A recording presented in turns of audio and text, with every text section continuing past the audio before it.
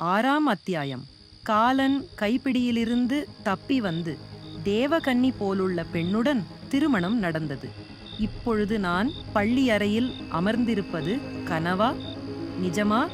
அகிலம் முழுவதும் தேடினாலும் இவளைப் போன்ற பெண் கிடைத்திடுவாளா?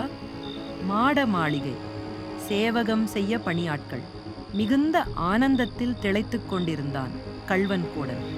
கடவுளாய் பார்த்து கொடுத்த மறுவாழ்வை மாண்புடனே வாழ்ந்திடலாம் என்ற எண்ணமில்லாமல் தட்டி கேட்க ஆளில்லாத தனி மலரொன்று மடியில் விழுந்த மாங்கனியாய் தானாய் வந்துள்ளது. அதை நாசம் செய்திடும் சிந்தனையிலேயே திளைத்திருந்தான் கோடன்.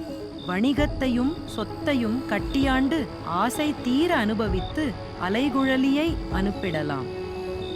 இவ்வாறு மனதில் புது கணக்கை போட்டுக்கொண்டான் கள்வனாய் நுழைந்த காலன் கோடன். இதையெல்லாம் அறியாமல் புது மணப்பெண்ணாய் புது வாழ்க்கை தொடங்கிட ஆசையாய் அலைக்குழலி அறைக்குள் நுழைந்தாள். முள் மேல் விழுந்த முந்தானைச் சீலை போல் குழலியின் வாழ்க்கை மாறியதை உணராமல் சென்றாள். தொழிலை பார்க்க கணக்கர் உதவிட குழலியும் முழுமையாய் வாணிபத்தில் ஈடுபட்டாள்.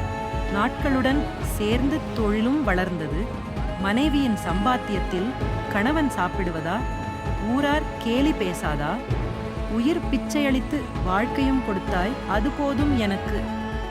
இதுபோது வெளியில் விடியன்.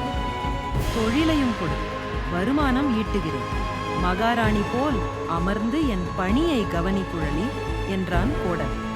உங்களுக்கு எதற்கு சிரமம்? நான் பார்த்துக் கொள்கிறேன் என்றாள்.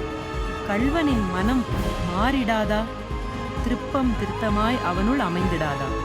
இல்லை, ஊரார் போல் நீயும் என்னை நம்ப மறுக்கிறாயா குழலி என்று அழுதே அழகாய் வலையை விரித்தான் கோடன். வார்த்தைக்கு மயங்கினாள்.